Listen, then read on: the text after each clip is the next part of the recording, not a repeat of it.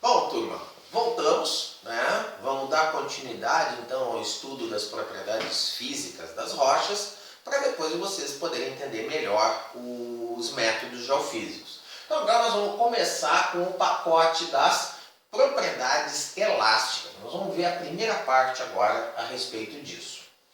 Bom, então para poder compreender essas propriedades elásticas que todos os materiais possuem, nós vamos começar pela teoria da elasticidade. Vamos entender o que é esforço e o que é deformação. Vamos começar a ver as constantes elásticas. Vejam, nós vamos ver as principais, aquelas constantes elásticas voltadas para a explicação do método. Então nós vamos chamar ela de lei de Hooke, constantes de Lamé, módulo de Boole, módulo de Young. E por final, então, dessa aula, nós vamos entender como é que se realiza a determinação das velocidades da onda que ocorre dentro do meio rochoso. Então nós vamos ver a onda longitudinal e a onda transversal. No caso é o cálculo, né? A fórmula que se utiliza para isso a partir dessas constantes elásticas. Bom, então a primeira coisa que nós temos que entender a respeito de como é possível o método sísmico. Como é possível acontecer um terremoto no Japão e dizer que afeta toda a superfície terrestre? Como que é possível a gente sentir uma explosão, por exemplo, de uma mina, quando ele explode dentro lá da caverna, quando ele explode uma frente de lavra? Como é que a gente sente essa vibração? Porque em algum dado momento, aquela vibração, aquela explosão, gera um movimento e esse movimento é propagado dentro do meio. Nesse caso que nós estamos falando é um meio rochoso e ele é um meio sólido, predominantemente sólido. Então a primeira coisa que a gente tem que entender é que todo material vai deformar. Todo material tem capacidade de receber aquela energia. No caso aqui vocês vão ver que a gente vai tratar principalmente das energias compressivas e expansivas, que vão levar à deformação do material e o que a gente vai chamar de uma propagação de uma onda mecânica. Vocês vão entender, analisando o conteúdo daqui que nós vamos ver, que é tudo muito análogo às ondas sonoras. É tudo muito parecido. Só que em vez de se tratar com frequências audíveis, em vez de se tratar com frequências de onda que ocorrem dentro do meio do ar, e a gente ouve com os ouvidos, não, são frequências específicas para uma transmissão de uma onda muito parecida, só que dentro do meio rochoso. Então, para nós começar a entender isso, nós precisamos entender como é possível a gente gerar essa deformação dentro do meio rochoso, tal qual ocorre a propagação de uma onda sonora no ar. Há uma deformação do ar para que isso ocorra. Só que para isso nós temos que entender da base. Nenhuma deformação existe sem um esforço. Então nós precisamos entender que é um par casado. Em algum momento deve existir uma força, que a gente vai chamar nesse caso específico aqui de esforço, que gera uma deformação, que aí nós vamos ver como é que isso ocorre. Tá? Então tudo isso é para poder entender que as rochas, em determinados momentos, em determinadas situações, eles vão conseguir transmitir aquela vibração. E como eu sempre estou enfatizando, se as rochas transmitem, é porque os seus menores elementos também transmitem, que são os minerais. Então os minerais também têm que transmitir mecanicamente esse fenômeno. Então nós vamos entender da física básica, que explica essa mecânica em qualquer material, e depois nós vamos especificamente para dentro dos minerais e depois das rochas. Tá? Então, primeiro entendimento básico. Se eu aplico uma força em qualquer material, ele vai absorver aquela força. De que modo? Através da deformação. Como é que isso a gente consegue ver muito facilmente? Começa por uma borracha ou por um elástico, o famoso atilho de dinheiro, né? A gente pega uma barra de borracha, seja lá o que for, né? Mas desde que seja de borracha, e a gente aplica uma força nela, a gente tenta deformar ela, a gente tenta dobrar ela. e ela responde de que maneira? Mudando a sua geometria original. Então, se era uma barra reta, quando a gente tenta forçar, a gente aplica uma força sobre ela, ela responde deformando. O atilho é a mesma coisa. A gente estica ele e ele se deforma, ele aumenta seu comprimento. Então, é uma maneira bem simples de verificar isso daqui. Tá? Quando essas forças, então, elas cessam, elas também são responsáveis pela volta da forma original do material. Correto? Então eu posso deformar o material e voltar ele à forma original. Em alguns casos sim, em outros casos não. A gente já vai começar a entender a respeito disso. Tá? E no caso, então, a gente vai chamar de comportamento elástico. Bom, então vamos tentar entender essa propriedade do material deformar a partir de uma aplicação de força, a partir de um gráfico muito simples que é obtido por um teste que é exatamente isso, onde eu aplico uma determinada força num determinado material e meço quanto que ele responde. E aí, sempre que fizer isso em qualquer material, ele vai responder com esses três comportamentos. Vejam, esse gráfico, essa linha que une exatamente a tensão com a deformação, correto? Que é esse eixo aqui assim. Vejam que não tem números, né? Não há uma relação numérica. É apenas para compreender uma relação de resposta. Eu aplico uma tensão e o meu corpo responde com uma deformação. Então, o primeiro comportamento que chama atenção é esse aqui, até essa linha pontilhada. Vejam o comportamento linear. Eu aumento uma certa quantidade de tensão e ele me responde com uma deformação. Enquanto está nesse comportamento linear, essa relação é constante. Então, se é de 1 para 1, se é de 2 para 1, se é de 3 para meio, durante todo esse período, cada vez que eu aumento uma certa quantidade aqui, eu obtenho a mesma quantidade de aumento da deformação. Até este momento. Quando chega aqui, ó, vejam que há uma mudança de comportamento, né? Passa de uma reta agora para uma curva. Bom, aqui o que está acontecendo? Parte do material está deformando. E o resto? Estou dizendo que é uma parte, o resto está rompendo. Está começando a cisalhar, a quebrar. Por algum motivo ele começa então a não responder linearmente. Uma parte então do material passa a absorver aquela tensão na forma de uma destruição. E isso vai progredindo até que chega ao ponto de ruptura, correto? Então o que acontece?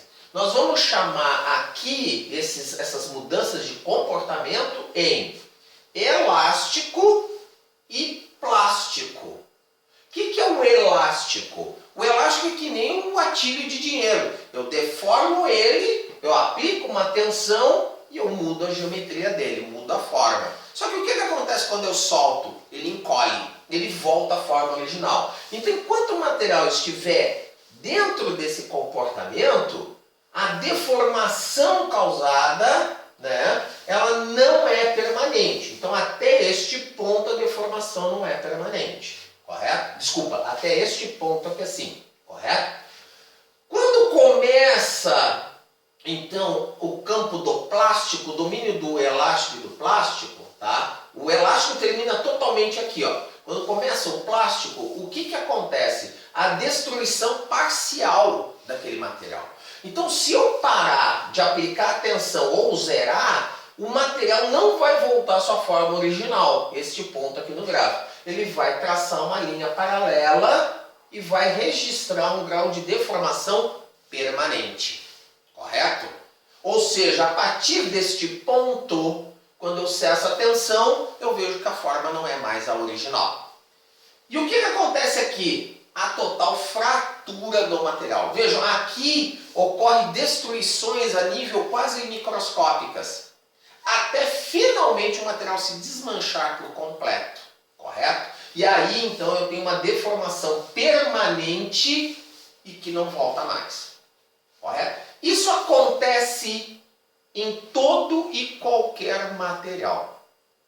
Rochas, madeira, barras de ferro, não interessa. vice-versa. Isso vai ocorrer. Então o que muda? Muda exatamente no caso o ângulo e a amplitude, né, de tensão em que o material tem em cada um desses comportamentos. No comportamento elástico, na transição do elástico para o plástico e no domínio do plástico. Alguns materiais vão ter um domínio plástico muito pequeno e vão ter um domínio elástico muito grande. Correto? Então o que acontece? O que muda de material para material é o comportamento geral dessa curva. Mas todos eles vão apresentar um campo de proporcionalidade e uma ruptura final. Correto? Isso vale para todos. Por isso que não tem numeração, por isso que não tem escala. Porque isso aqui pode ser menor, pode ser maior, essa zona aqui pode ser maior e assim por diante. Bom, então o que vai acontecer? Eu vou ter agora que analisar os diferentes materiais de acordo com aquelas respostas. Então, alguns vão ter um campo elástico, outros não, uns vão ter um campo plástico e outros não. Então, ao analisar como cada material se deforma, há uma grande separação. Nós temos que separar agora os materiais líquidos dos sólidos. Por quê? Os líquidos têm uma característica muito diferenciada dos sólidos. Eles resistem a forças de mudança de volume. É o famoso, tento comprimir água. Pega uma seringa, por exemplo, ponho água dentro, ponho o êmbolo e seguro com o dedo. Se eu aperto, meu dedo não segura. Ele não aceita compressão, ele não muda de volume. Mas em compensação, não resistem a forças que tendem a mudar sua forma. O que isso significa? Significa que se eu pegar um copo de água quadrado e encher de água, a água vai ocupar aquele volume. Vai se transformar numa geometria quadrada. Se eu pegar um copo cilíndrico, ele passa a ser cilíndrico. Porque ele não resiste, ele não tem resistência alguma quando tenta apertá-lo de maneira unilateral. Né? Se eu tentar botar o meu dedo dela, ela aceita numa boa. Agora, na hora que eu tento comprimi-lo como um todo, ou seja, quando as forças são totalmente multidirecionais, aí é que ele não aceita. Agora, e os sólidos? Esses não, eles se resistem tanto à força de mudança de forma como a de volume. Traduzindo, se eu tento pegar, por exemplo, uma barra de ferro e tento apertar ela, comprimir, ela resiste. E se eu tento mudar ela de forma, aperto só nas extremidades, ela também resiste. Ela oferece uma resistência. E ao oferecer a resistência, ela pode até voltar na forma original, quando estiver no campo do elástico. Correto? Então, o que acontece? Isso vai separar principalmente na transmissão da maneira como eles fazem e propagam as ondas mecânicas dentro dele. Nós vamos ter um comportamento para líquidos e um comportamento para sólido. A maioria dos sólidos possui um comportamento elástico. Tá? Alguns deles, então, é um comportamento elástico perfeito e outros não. Então vamos começar a fazer algumas definições. Primeiro, se nós vamos entender desse par casado, aplicação de força de deformação, a gente precisa começar então a entender sobre as forças. No caso da geofísica, né, é chamado de esforço. Mas vejam bem, esses conhecimentos, eles são oriundos lá da mecânica, são oriundos lá da engenharia.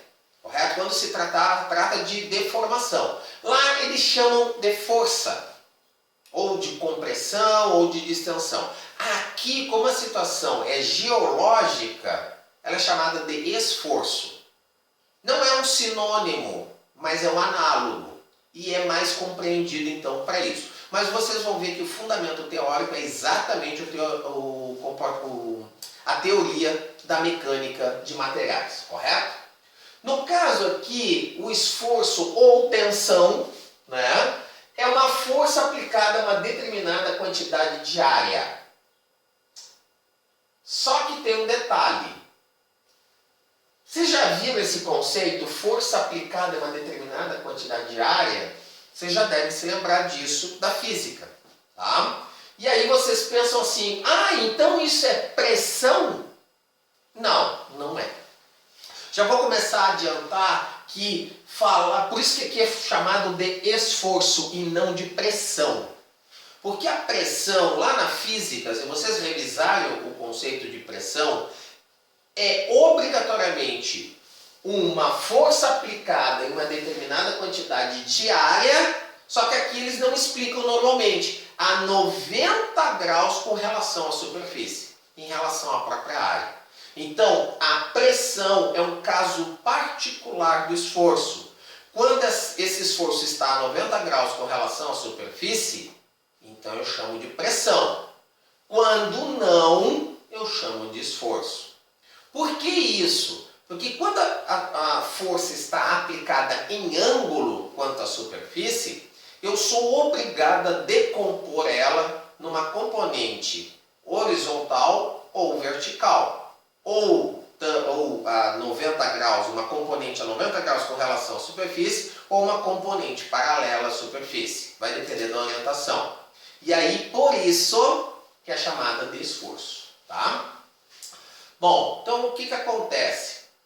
Então, a gente tem que entender, esse esforço ou essa tensão é uma força aplicada de maneira vetorial. Nós temos uma intensidade e uma direção. Por isso aqui, ó, tem que entender, é um esforço aplicado em um determinado ângulo, tem uma orientação espacial com relação à própria superfície. Tá? Então, quanto à direção que pode assumir essa força na superfície? Ou ela vai ser perpendicular, ou ela vai ser tangencial. Então, no caso perpendicular, a tensão é dita normal ou compressiva. Aí sim, agora a gente pode usar o termo pressão, correto? Mas se ela é tangencial, diz que a tensão é cisalhante ou diferencial. E isso vai causar, então, uma resposta muito grande quando a gente começar a entender a respeito da deformação. E quando não for nem perpendicular ou tangencial? É aquilo que eu expliquei. Nós vamos decompor em uma parte perpendicular, em uma componente perpendicular e uma componente tangencial. Quanto ao sentido desse esforço? Ele pode assumir dois sentidos. Veja, é vetorial. Tem direção, intensidade e sentido, né? Pode ser dita como extensão ou tensão quando possuem forças no sentido para fora do corpo, ou compressão quando o sentido da força é para dentro do corpo. E aí vocês já podem começar a raciocinar. Se eu tiver um esforço como uma forma de tensão, eu estou mudando a forma para mais, eu estou puxando o meu corpo. Quando eu estou no sentido de compressão, então eu estou tentando mudar o volume para menos, ou a forma para menos, tá? Mas quando se fala de esforço, então a extensão ou tensão, ela é positiva, os valores, não, desculpa, aqui é negativo, e o compressão é chamado de positivo, correto? Então, o que vai acontecer? Nós precisamos agora representar. Vejam, é um fator vetorial. É uma força aplicada numa determinada direção e sentido. Só que com relação a quem? Qual o nosso referencial espacial? É a superfície, correto? Então nós temos que ter uma nomenclatura que nos explique como que isso é feito com relação à superfície. Então a maneira com que eles encontraram foi usando, então, eles usam o símbolo sigma, que então aqui neste caso, para as propriedades elásticas, significa esforço, e aí eles usam dois indicadores, dois subíndices, x e y. Por padrão, o x indica que a força é aplicada paralela ao eixo x do corpo. E o índice y indica que a superfície a qual essa força é aplicada é perpendicular ao eixo y do corpo. Tá? Vamos ver isso na forma de uma ilustração. Como todo bom físico, então, o que acontece? Tomemos um cubo ideal, um cubo perfeito. Áreas de todas o tamanho, áreas todas iguais, todas as superfícies a 90 graus. A 90 graus. Peguemos apenas duas superfícies. Essa daqui, ó, marcada pelos vértices D, G, F e E, e o seu par do outro lado, o A, o B, o C e a origem, correto? Bom, são duas superfícies paralelas dentro desse corpo. Pode-se aplicar esforços, tensões perpendiculares a essa superfície ou tangenciais, no caso essas setas. Nas tangenciais pode ser numa direção e a outra na direção a 90 graus. Então, para cada superfície nós podemos ter três situações: a perpendicular ou e duas tangenciais. Lá pela lei da física, para cada força existe um par análogo. Então a mesma coisa vai surgir do outro lado, só que em sentidos opostos. Então essa força tangencial nessa direção e nesse sentido tem um par análogo na outra face, que é na mesma direção, só que em sentido contrário. E assim sucessivamente. Então vamos lá. Vamos voltar para o slide anterior. Cada uma daquelas forças tem que ter uma maneira de anotar, uma notação. Então vamos lá. Sigma XY. X indica que a força é aplicada paralelo ao eixo X. Então vamos lá. Força, essa daqui é chamada sigma XX. O primeiro índice indica que a força é paralela ao eixo dessa geometria. No caso, o eixo X está aqui, correto? Por que isso? Nós temos que entender, as notações são feitas para facilitar a vida de quem trabalha. Então, por que eles tiveram essa característica? Vejam bem, essa direção dessa força, ela só é paralela ao eixo X. Se eu levar agora em consideração o eixo Z ou o eixo Y, para ambas, essa direção dessa força está a 90 graus. Então eu não saberia dizer a qual delas eu estaria me referindo. Mas eu tenho certeza que ela só é unicamente paralela a um desses três eixos, ao eixo X. Vamos para o subíndice, para o outro, né? O subíndice Y indica que a superfície a qual a força é aplicada é perpendicular ao eixo Y. Então vamos lá. Novamente, tá? Essa daqui é a força XX, sigma XX. Então esse X indica que essa superfície DGFE é perpendicular, ou seja, está a 90 graus em relação ao eixo X. Novamente, é um caso particular. Esta superfície aqui está paralela ao plano ZY. E ela está perpendicular, ela corta em apenas um único ponto o eixo X. Por isso, essa força é designada sigma XX. Espero que isso esteja sendo inteligível, correto? Porque isso vai acontecer em todas elas. Então, sigma YX, né, YX e assim vai. Cada uma delas vai ter a sua nomenclatura. E o par do outro lado vai ter o mesmo tipo de nomenclatura. E assim eu consigo referenciar as forças perpendiculares e tangenciais em qualquer uma dessas faces, desde que eu esteja sempre amarrado os meus eixos X, Y, Z na mesma geometria do cubo.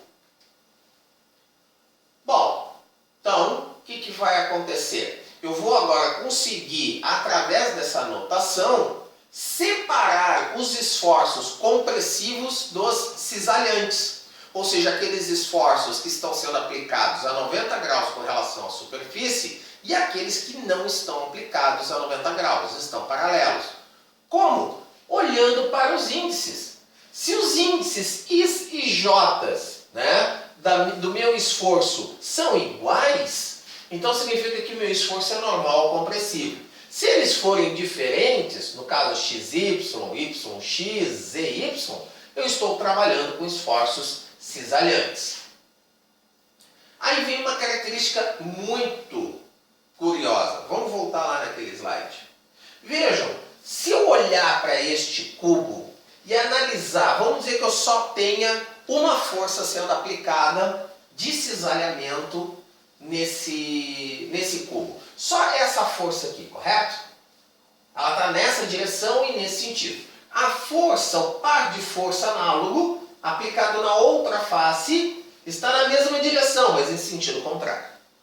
Se só existisse essa força e esse cubo estivesse solto no espaço, esse cubo começaria a rodar ao longo do eixo Z, quando materializado aqui no meio. Criaria um eixo de rotação artificial. Mas se sabe que na transmissão dessas ondas mecânicas isso não acontece. Então algum fenômeno deve ocorrer para que o par de forças que aplica uma certa alavanca, né? Ela está alavancando aquela superfície, ela não gire o material. Então, o que acontece? Ó, é isso que eu estava explicando. Ó. Esses dois pares vão tender a girar esse material, mas isso não vai ocorrer. Tá? Por quê? Porque existirão esforços em outras superfícies que irão anular ele. Então, para cada força, existe uma que anula. Felizmente, não é para todas. Né? É só para a maioria. Acaba surgindo algumas que são anulativas. Correto? Então, por exemplo, aqui nesse cubo, o esforço YX é anulado quando é aplicado, então, aquela teoria nesse cubo, pelo esforço XY. Vejam bem, as letras estão invertidas, correto? Então, esta força anula essa. Depois, outro exemplo. Essa aqui, sigma YZ, é anulado por sigma ZY. Então, o que vai acontecer? Ó? Cada superfície dessas tem 3 forças, sendo que das 3, algumas são anuladas. Felizmente, nem todas. Então, o que vai acontecer? A intensidade de cada componente de força aplicada em uma determinada face pode ser calculada deste modo. Aqui, ó. Como elas atuam os pares, pode-se utilizar apenas 9 componentes para representar o todo. Por quê? São os 9 componentes que não possuem par anulantes, né? Onde os índices x e y, xx, não tem um par análogo invertido. E aí não se anula. E aí por isso reduz somente para 9 componentes. Bom, então isso nós vimos a base para poder compreender o esforço aplicado sobre o material. Correto? Agora nós temos que entender. Esforço vai representar uma deformação. Então temos que começar a definir o que é a deformação do corpo. É a mudança da sua forma, no caso, geometria, ou a mudança das suas dimensões, ou as duas coisas. Então vamos lá, o que é a mudança de forma? Por exemplo, eu tenho um cubo. Se eu tentar comprimir ele em todas as direções, ele não muda de geometria, ele continua sendo um cubo, mas vai mudar as dimensões. Eu posso diminuir ele pela metade, por exemplo. Posso reduzir ele na metade do volume, mas ele continua sendo um cubo. Quando eu mudo a geometria, ele sai de um cubo, por exemplo, para um paralelogramo tridimensional. Então, em vez de terem todas as faces a 90 graus, eu tenho mudanças de ângulo. Alguns deles vão sair de 90 e vão ficar menores ou maiores. Então, isso é mudança de geometria. Tá? E isso vai gerar, então, 2 tipos diferentes de deformação. Eu aplico um esforço, ele responde como uma deformação normal, quando então eu só tenho as mudanças de dimensão, ou uma deformação cisalhante, quando eu tenho mudança de geometria. Então você já começa a somar os 2 conhecimentos e vão entender. Se eu tenho deformação normal, que representa a mudança de dimensão, para eu correr isso, eu preciso de tensões normais. Eu preciso aplicar os meus esforços a 90 graus com relação à superfície. Para ocorrer a deformação cisalhante, então eu preciso de tensões cisalhantes. Tensões que são paralelas à superfície, que vão tentar deformar não o seu tamanho, não as distâncias de cada uma das arestas, mas sim o ângulo que elas têm entre si.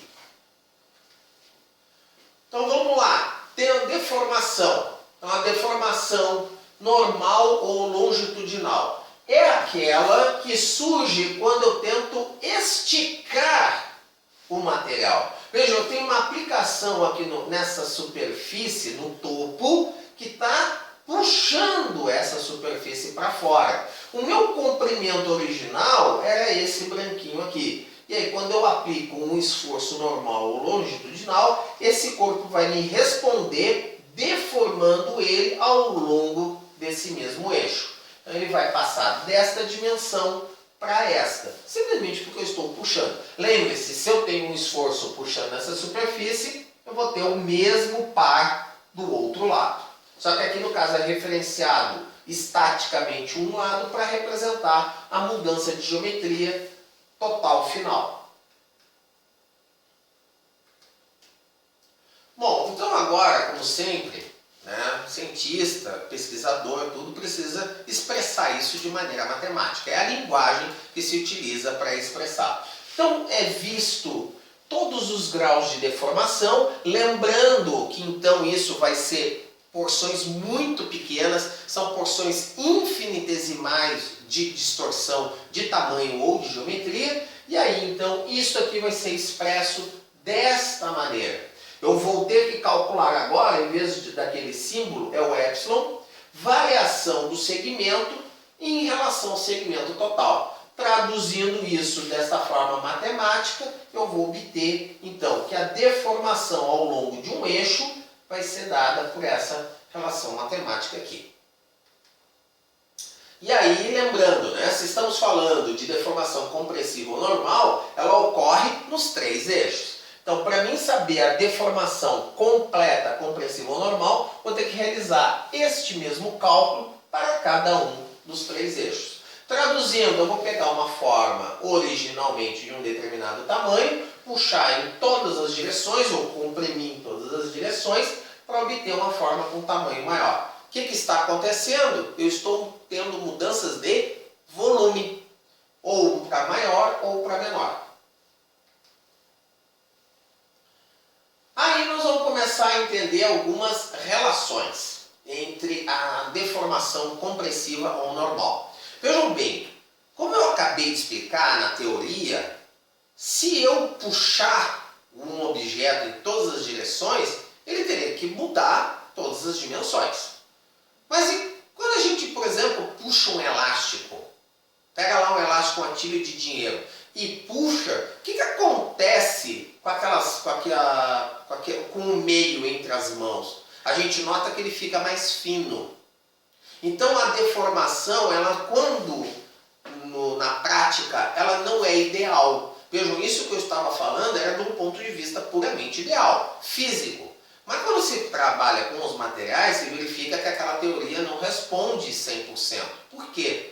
Porque quando eu estico um lado, outro tem que responder de volta. Tá? Então isso é chamado de razão de Poisson.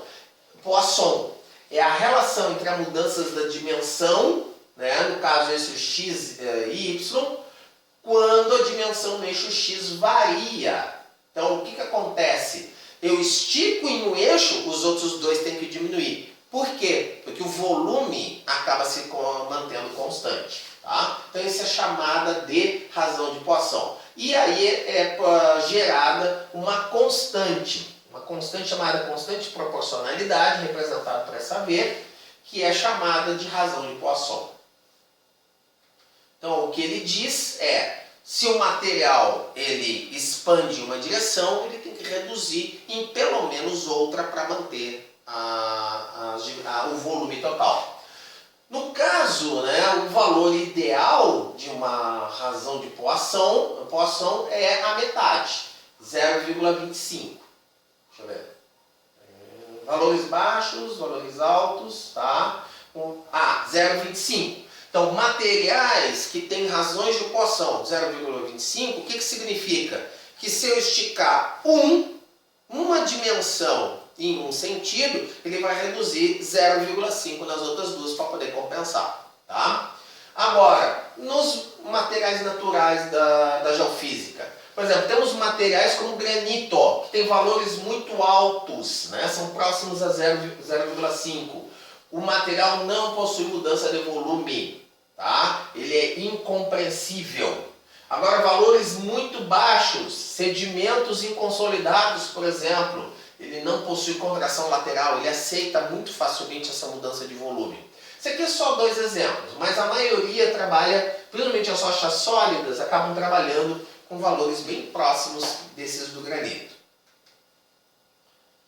Então, aí nós temos que começar a ver, separar a compressão da dilatação. No caso aqui, a dilatação é exatamente estender o material, e aí quando o corpo possui uma razão de poação muito baixa, como por exemplo os sedimentos inconsolidados, então possibilita que o volume seja mudado.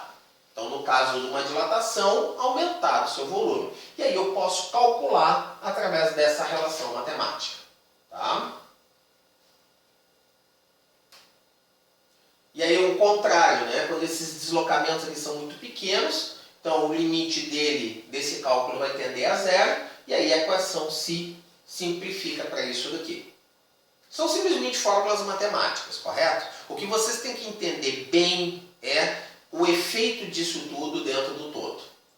Aí nós vamos ter, quando aplicando um esforço cisalhante, uma tensão cisalhante, o corpo vai responder da maneira de uma deformação cisalhante. Ou seja, ele vai mudar a geometria. Então isso pode acontecer de maneiras, né, já que são vetoriais, de maneiras uniaxiais, biaxiais e triaxiais. Então, o que é uma mudança uniaxial? No caso aqui, ó, dessa primeira geometria, meus esforços estão paralelos à base e o topo.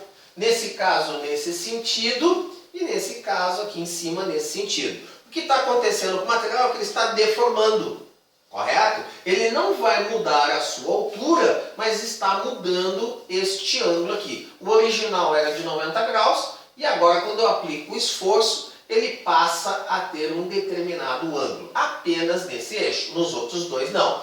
Pode ser em relação ao eixo X ou em relação ao eixo Y. Nesse caso aqui, o deslocamento é em relação ao eixo X, essa ponta original estava aqui e passou para cá. E nesse caso aqui, o contrário, é no eixo Y, a ponta estava aqui e subiu.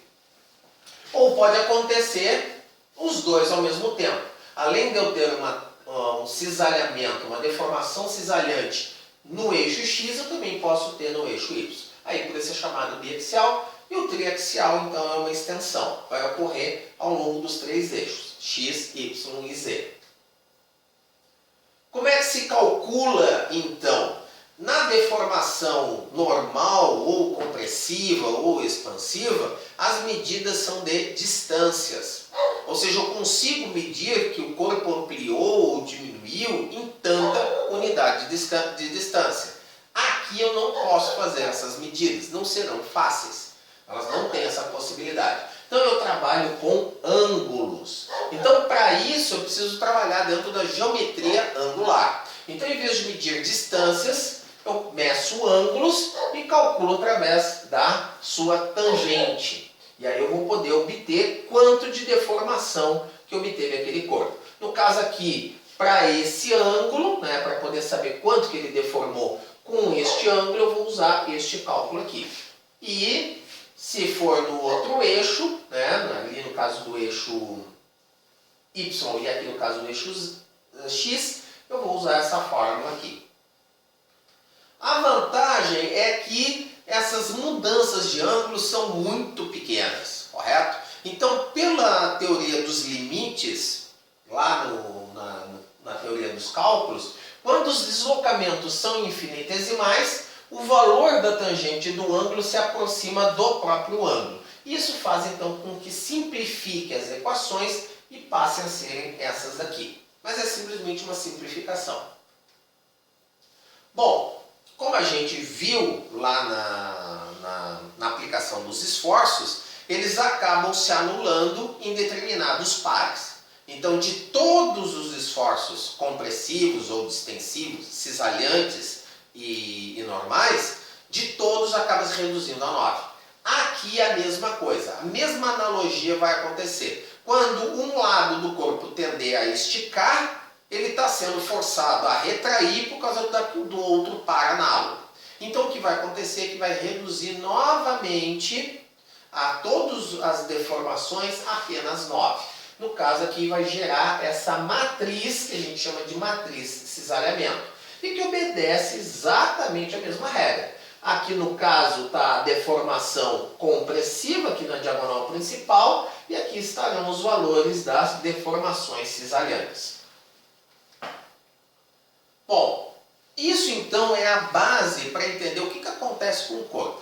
Aplicou o esforço, seja ele qual for, vai responder com uma deformação. Agora nós temos que começar a ver as constantes elásticas. O que são isso? O que são essas constantes?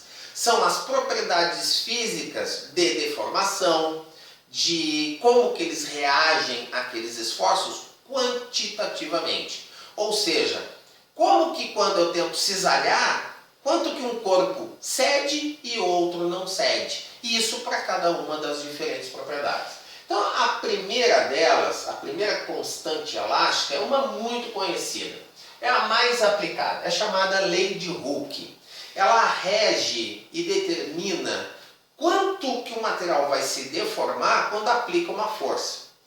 Onde é que a gente vê isso muito facilmente? Numa mola. Quem é que se lembra daquelas primeiras balanças, que eram umas molas enroladas, né? Era um cabo de aço, um fio de algum material duro, enrolado na forma de uma mola, e aí tu botava o peso que tu queria determinar, e aí esticava a mola e tinha uma reguinha dizendo, isso pesa tantos quilos. Como é que eles faziam isso? Bom, era de uma maneira muito simples. Pegavam a molinha, deixavam a mola sem peso e colocavam ali um zero. Aí colocavam 1 quilo e marcavam onde aumentava. Depois 2 quilos e iam vindo diretamente. Qual a relação entre a quantidade de peso aplicado e a quantidade de deformação daquela mola? Até que o Hooke, enxergando aquilo, percebeu que havia uma relação direta. Cada vez que colocava 1 quilo, deslocava X centímetros ou X milímetros. E isso era uma constante para cada material. Então, se eu fizesse uma mola com as mesmas dimensões, com cobre, ela ia responder com uma certa força. Ela ia deformar uma quantidade diferente com a mesma força quando comparado com uma mesma mola feita de ferro, uma mesma mola feita de aço. Então, ele determinou essa constante elástica. Uma constante que diz, para este material com esta geometria, se eu tiver um deslocamento de 1 centímetro, vale tantos quilos força. Correto? Isso é a constante elástica, lei de Hooke. Ela é muito aplicada. Tá? Ela é muito aplicada em balanças, é aplicada em gravímetros, é aplicada em toda situação onde eu preciso uma relação direta. Deformou, quanto de força tem. Como é que se calcula? Né? A maneira com que se calcula essa constante elástica é a partir dessa relação matemática aqui. O que nós precisamos saber? Tá vendo que tem muitos símbolos aqui que são desconhecidos. Nós precisamos saber algumas constantes que ele determinou, que são as chamadas constantes de Lamé. Correto? E é isso que nós vamos ver agora. Então, a primeira delas, a primeira constante de Lamé, é o módulo de cisalhamento ou de rigidez, representado pelo símbolo μ. O que ele diz? Ele diz o seguinte, o meu material é sólido. Veja bem, é módulo de cisalhamento ou rigidez. Então, obrigatoriamente, estou no campo dos sólidos. E eu tento mudar a geometria. Então, por exemplo, eu tenho um cubo feito de ferro. Aí eu aplico uma tensão cisalhante. Quanto de esforço eu preciso aplicar nas tensões cisalhantes para que haja uma deformação de 1 grau?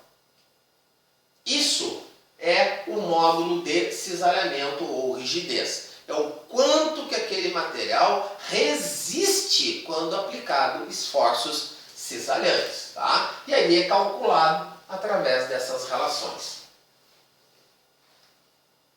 O módulo de bulk, ou representado pela letra K, minúscula, é chamado de módulo de compressibilidade. Então ele mede a capacidade daquele material de resistir quando ele é comprimido. Ou seja, quando eu aplico esforços normais sobre o material, ele vai resistir à sua mudança de tamanho.